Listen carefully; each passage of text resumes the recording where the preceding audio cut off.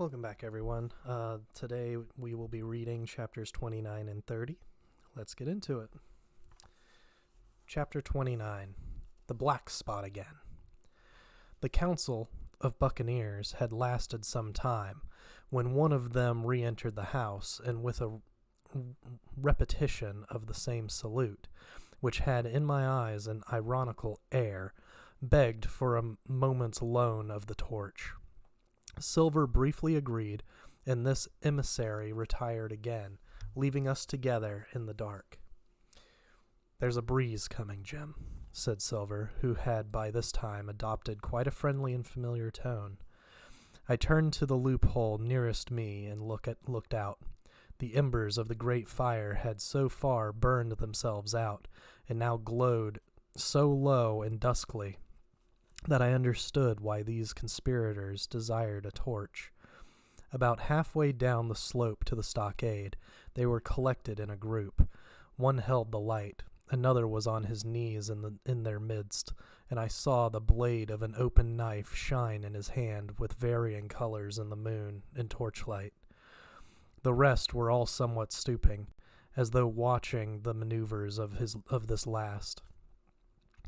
I could just make out that he had a book as well as a knife in his hand, and was still wondering how anything so incongruous had come in their possession when the kneeling figure rose once more to his feet, and the whole party began to move together towards the house. "Here they come," said I, and I returned to my former position, for it seemed beneath my dignity that they should find me watching them. "Well, let 'em come, lad, let 'em come," said Silver cheerily. "I've still a shot in my locker."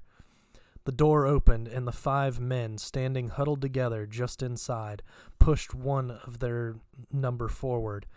In any other circumstances it would have been comical to see his slow advance, hesitating as he set down each foot, but holding his closed right hand in front of him. "Step up, lad," cried Silver. "I won't eat you. Hand it over, lubber. I know the rules, I do. I won't hurt a deputation." Okay. Thus encouraged, the buccaneer stepped forth more briskly, and having passed something to Silver, from hand to hand, slipped yet more smartly back again to his companions. The sea cook looked at what had been given him. "The black spot! I thought so," he observed. "Where might you have got the paper?" "Why, hello, look here now. This ain't lucky. You've gone and cut this out of a Bible. What fools cut a Bible?" "Ah, there," said Morgan. "There. What did I say? No good'll come of that, I said."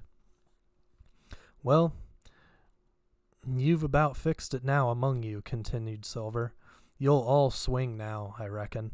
What soft-headed lubber had a Bible?" "It was Dick," said one. "Dick, was it? Then Dick can get to prayers," said Silver. "He's seen his slice of luck, has Dick, and you may lay to that." But here the long man with the yellow eyes struck in. "Belay that talk, John Silver," he said. "This crew has tipped you the black spot in full council, as in duty bound. Just you turn it over, as in duty bound, and see what's wrote there. Then you can talk." "Thank you, George," replied the sea cook. "You always was brisk for business, and has the rules by heart." George, as I'm pleased to see. Well, what is it anyway?" "Ah, deposed. That's it, is it? Very pretty wrote, to be sure. Like print, I swear. Your hand a right, George? Why, you was getting quite a leadin' man in this here crew. You'll be cap'n next, I shouldn't wonder. Just oblige me with that torch again, will you? This pipe don't draw." "Come now," said George. "You don't fool this crew no more. You're a funny man by your account. But you're over now, and you'll maybe step down off that barrel and help vote." I thought you said you knowed the rules, returned Silver contemptuously. Leastways, if you don't, I do. And I wait here, and I'm still your cap'n mind.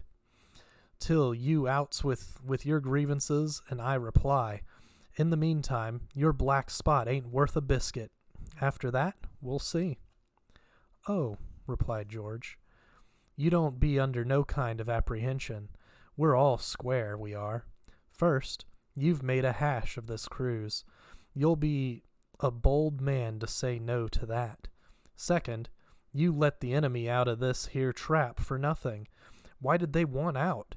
I don't know, but it's pretty plain they wanted it. Third, you wouldn't let us go at them upon the march. Oh, we see through you, John Silver. You want to play booty? That's what's wrong with you. And then, fourth, there's this here boy.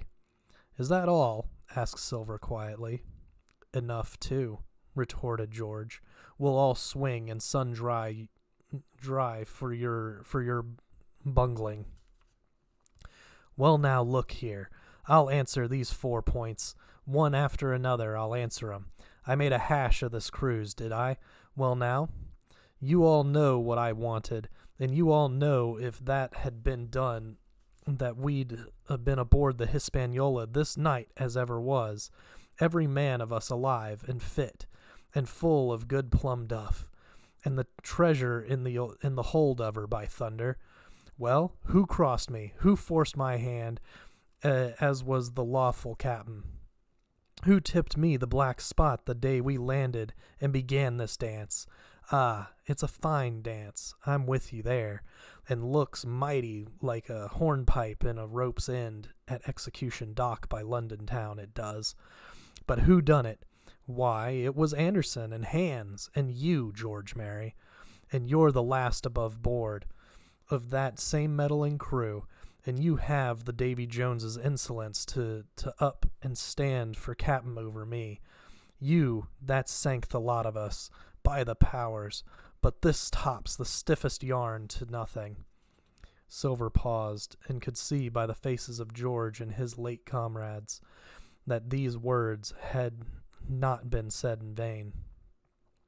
That's for number 1, cried the accused, wiping the sweat from his brow, for he had been talking with a vehemence that shook the house. Why, I give you my word, I'm sick to speak to you. You've neither sense nor memory, and I leave it to fancy where your mother's was that let you come to sea. See, gentlemen of fortune, I reckon tailors is your trade. Go on, John, said Morgan. Speak up to the others. Ah, the others, returned John. They're a nice lot, ain't they? You say this cruise is bungled. Ah, by gum, if you could understand how bad it's bungled, you would see. We're that near the giblet that my neck's stiff with thinking of it. You've seen 'em, maybe, hanged in chains, birds about 'em, seamen pointing 'em out as they go down with the tide. Who's that, says one. That? Why, that's John Silver. I knowed him well, says another, and you can hear the chains a-jangling as you go about and reach for the other buoy. Now, that's about where we are, every mother's sons of us, thanks to him and Hands and Anderson and other ruination fools of you. And if you want to know about number 4 and that boy, why, shiver my timbers, isn't he a hostage? Are we a-going to waste a hostage? No, not us. He might be our last chance, and I shouldn't wonder. Kill that boy? Not me, mates. And number 3? Ah, well, there's a deal to say to number 3. Maybe you don't count it nothing to have a real college doctor to see you every day. You, John, with your head broke, or you, George Mary, that had the ague shakes upon you not 6 hours agone, and has your eyes the color of lemon peel to this same moment on the clock? And maybe, perhaps, you didn't know there was a consort coming either, But there is, and not so long till then, and we'll see who'll be glad to have a hostage when it comes to that. And as for number 2, and why I made a bargain, well, you came crawling on your knees to me to make it. On your knees you came. You was the downhearted, and you'd had starved too if I hadn't. But that's a trifle. You look there. That's why. And he cast down upon the floor a paper that I instantly recognized, none other than the chart on yellow paper, with the 3 red crosses that I had found in the oilcloth at the bottom of the captain's chest. Why the doctor had given it to him was more than I could fancy. But if it were inexplicable to me, the appearance of the chart was incredible to the surviving mutineers. They leaped upon it like cats upon a mouse. It went from hand to hand, one tearing it from another, and by the oaths and the cries and the childish laughter with which they accompanied their examination, you would have thought not only they were fingering the very gold, but were at sea with it besides in safety. "Yes," said one, "that's flint, sure enough, J.F., and a score below, with a clove hitch to it. So he done ever." "Mighty pretty," said George, "but how are we to get away with it? And us no ship." Silver suddenly sprang up and supporting himself with a hand against the wall. "Now I give you warning, George," he cried. "One more word of your sauce, and I'll call you down and fight you." "How? Why, how do I know? You had ought to tell me that. You had ought to tell me that. You and the rest, that lost me my schooner. With your interference, burn you. But not you. You can't. You hadn't got the invention of a cockroach. But civil you can speak, and shall, George Mary. You may lay to that." "That's fair, anyhow," said the old man Morgan. "Fair? I reckon so," said the sea cook. "You lost the ship. I found the treasure. Who's the better man at that? And now I resign, by thunder. Elect whom you please to be your captain now. I'm done with it." "Silver," they cried. "Barbecue forever. Barbecue for captain." "So that's the tune, is it?" cried the cook.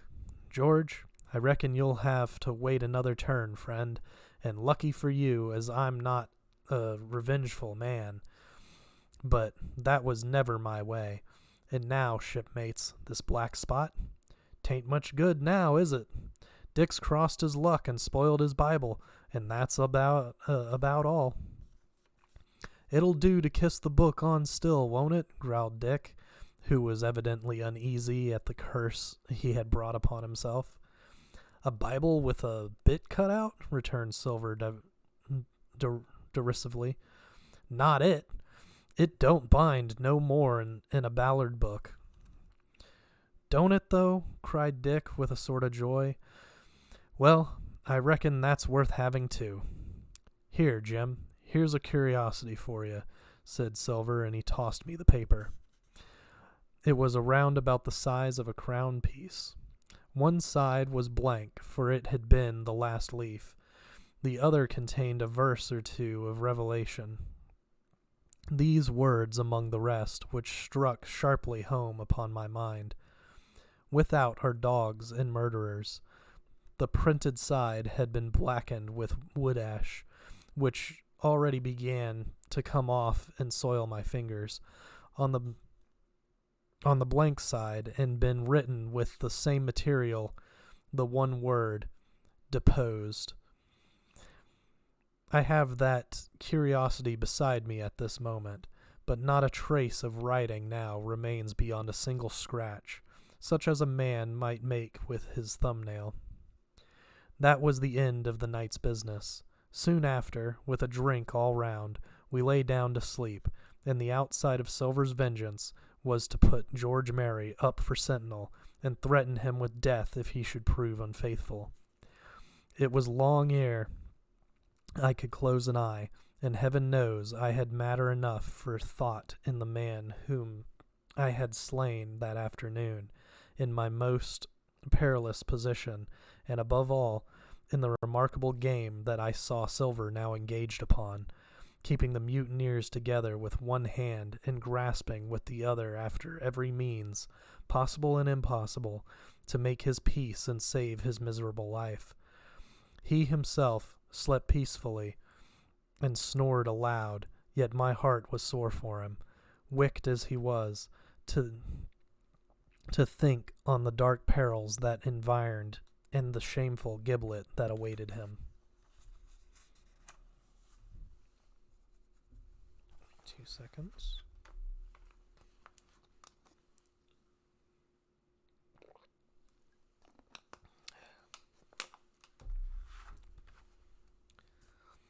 Chapter 30. On Parole. I was wakened. Indeed, we were all wakened, for I could see even the sentinel shake himself together from where he had fallen against the doorpost, by a clear, hearty voice hailing us from the margin of the wood. "Blockhouse ahoy!" it cried. "Here's the doctor." And the doctor it was. Although I was glad to hear the sound, yet my gladness was not without admixture. I remembered with confusion my insubordinate and stealthy conduct, and when I saw where it had brought me, among the companions and surrounded by what dangers, I felt ashamed to look him in the face. He must have risen in the dark, for the day had hardly come, and when I ran to the loophole and looked out, I saw him standing, like Silver once before, up to the mid-leg in creeping vapor. "You, doctor! Top of the morning to you, sir," cried Silver, broad awake and beaming with good nature in a moment. "Bright and early, to be sure, and it's the early bird, as the saying goes, that gets the rations. George, shake up your timbers, son, and help Dr. Livesey over the ship's side. All a-doing well, your patience was, all well and merry." So he pattered on, standing on the hilltop with his crutch under his elbow, and one hand upon the side of the log house, quite the old John in voice, manner, and expression. "We've quite a surprise for you, too, sir," he continued. "We've a little stranger here. He, a no-boarder and lodger, sir, and looking fit and taut as a fiddle. Slept like a supercargo, he did, right alongside of John, stem to stem. He was all night." Dr. Livesey was by this time across the stockade and pretty near the cook, and I could hear the alteration in his voice as he said, "Not Jim?" "The very same Jim as ever was," says Silver. The doctor stopped outright, although he did not speak, and it was some seconds before he seemed able to move on. "Well, well," he said at last. "Duty first and pleasure afterwards, as you might have said yourself, Silver. Let us overhaul these patients of yours." A moment afterwards, he had entered the blockhouse, and with one grim nod to me proceeded with his work among the sick. He seemed under no apprehension, though he must have known that his life among these treacherous demons depended on a hair. And he rattled on to his patients as if he were paying an ordinary professional visit in a quiet English family. His manner, I suppose, reacted on the men, for they behaved to him as if nothing had occurred, as if he were still ship's doctor and they still faithful hands before the mast. "You're doing well, my friend," he said to the fellow with the bandaged head. "And if ever any person had a close shave, it was you. Your head must be as hard as iron. Well, George, how goes it? You're a pretty color." "Certainly." Why, your liver, man, is upside down. Did you take that medicine? Did he take that medicine, men?" Aye, sir, he took it, sure enough," returned Morgan. "Because, you see, since I am Mutineer's doctor, or prison doctor, as I prefer to call it," says Dr. Livesey in his pleasantest way, "I make it a point of honor not to lose a man for King George, God bless him, and the gallows." The rogues looked at each other, but swallowed the home thrust in silence. Dick, "Don't feel well, sir," said one. "Don't he?" replied the doctor. "Well, step up here, Dick, and let me see your tongue." "No, I should be surprised if he did. The man's tongue is fit to frighten the French another another fever." "Ah, there," said Morgan, "that comed of spelling Bibles. That comes, as you call it, of being errant asses," retorted the doctor, "and not having sense enough to know honest air from poison, and the dry land from a vile pestiferous slough. I think it most probable, though of course it's only an opinion, that you'll all have the deuce to pay before you get that malaria out of your systems. Camp in a bog, would you? Silver, I'm surprised at you. You're less of a fool than many, take you all round, but you don't appear to me to have the rudiments of a notion of the rules of health. Well," he added after he had dosed them round and they had taken his prescriptions, with really laughable humility, more like charity, school children than blood guilty mutineers and pirates. "Well, that's done for today, and now I should wish to have a talk with that boy, please." And he nodded his head in my direction carelessly. George Merry was at the door, spitting and sputtering over some bad-tasted medicine, but at the first word of the doctor's proposal he swung round with a deep flush and cried, "No," and swore. Silver struck the barrel with his open hand. "Silence!" he roared, and looked about him positively, like a lion. "Doctor," he went on in his usual tones, "I was a-thinking of that, knowing as how you had a fancy for the boy. We're all humbly grateful for your kindness, and as you see, puts faith in you and takes the drugs down like that much grog. And I take it I've found a way as'll suit all. Hawkins, will you give me your word of honor as a young gentleman, for a young gentleman you are, although poor born, your word of honor not to slip your cable?" I readily gave the pledge required. "Then, doctor," said Silver, "you just step outside of that stockade, and once you're there I'll bring the boy down on the inside, and I reckon you can yarn through the spars. Good day to you, sir, and all your duties to the squire and Captain Smollett." The explosion of disapproval, which nothing but Silver's black looks had restrained, broke out immediately the doctor had left the house. Silver was roundly accused of playing double, of trying to make a separate peace for himself, of sacrificing the interests of his accomplices and victims, and, in one word, of the identical, exact thing that he was doing. It seemed to me so obvious in this case that I could not imagine how he was to turn their anger. But he was twice the man the rest were, and his last night's victory had given him a huge preponderance on their minds. He called them all the fools and dolts you can imagine, said it was necessary I should talk to the doctor, fluttered the chart in their faces, asked them if they could afford to break the treaty the very day they were bound to treasure hunting. "No, by thunder," he cried, "it's us must break the treaty when the time comes. Until then, I'll gammon that doctor, if I have to ile his boots with brandy."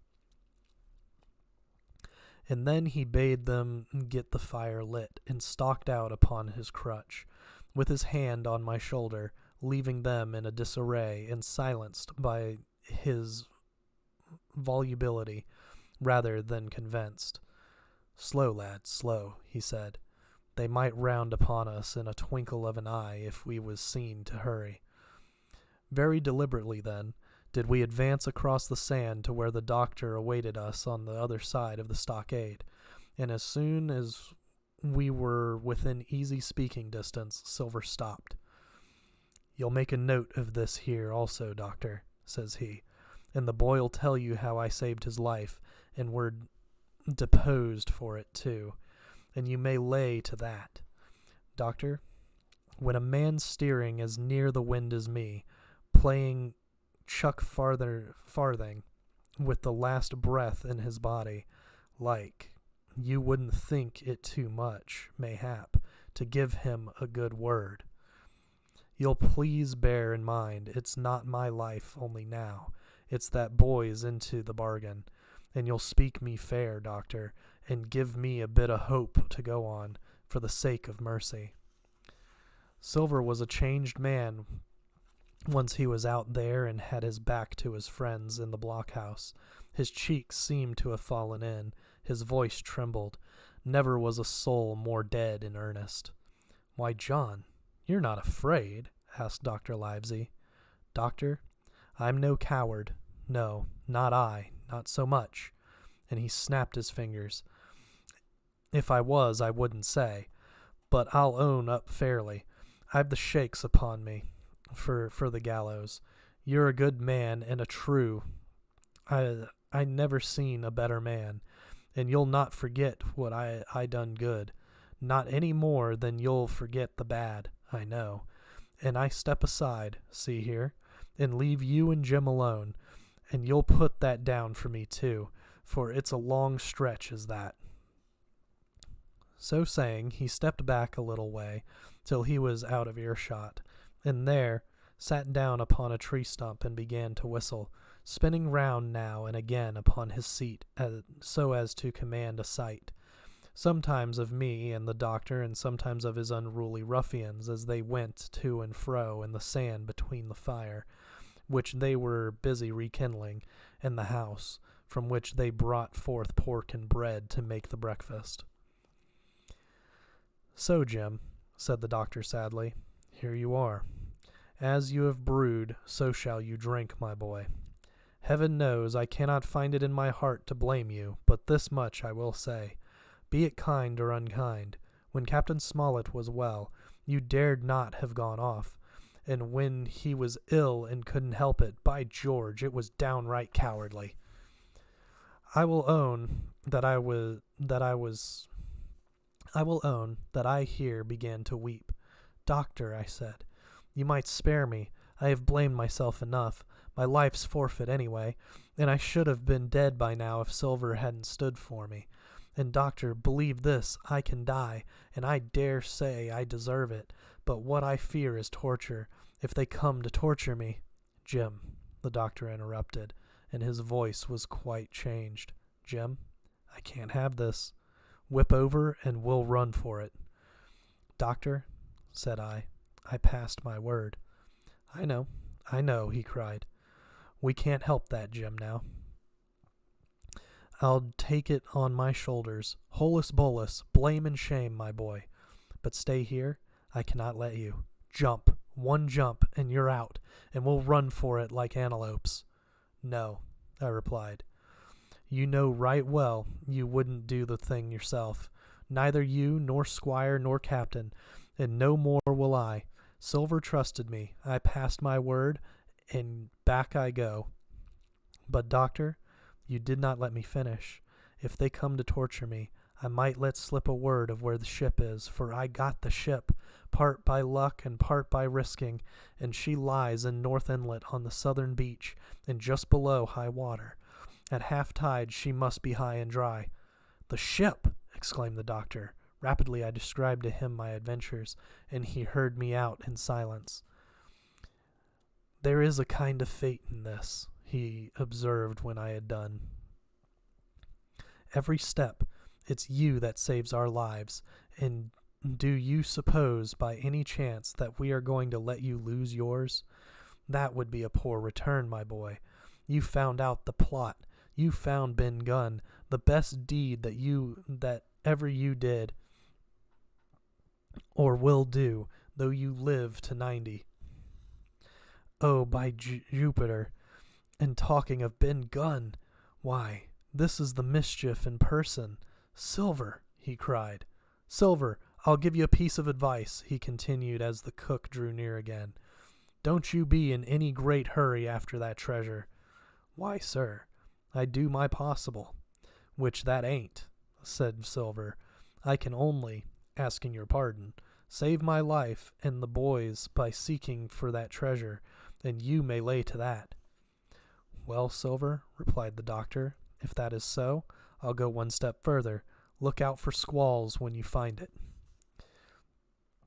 Sir, said Silver, as between man and man, that's too much and too little. What you're after, why you left the blockhouse, why you given me that there chart, I don't know. Now do I? And yet I done your bidding with my eyes shut and never a word of hope. But no, this here's too much. If you won't tell me what you mean plain out, just say so, and I'll leave the helm. No, said the doctor musingly. I've no right to say more. I've not my secret, you see, Silver. Or I give you my word. I'd tell it to you. But I'll go as far with you as I dare go, and a step beyond, for I'll have my wig sorted by the captain, or I'm mistaken. And first, I'll give you a bit of hope, Silver. If we both get alive out of this wolf trap, I'll do my best to save you, short of perjury. Silver's face was radiant. You couldn't say more, I'm sure, sir. Not if you was my mother, he cried.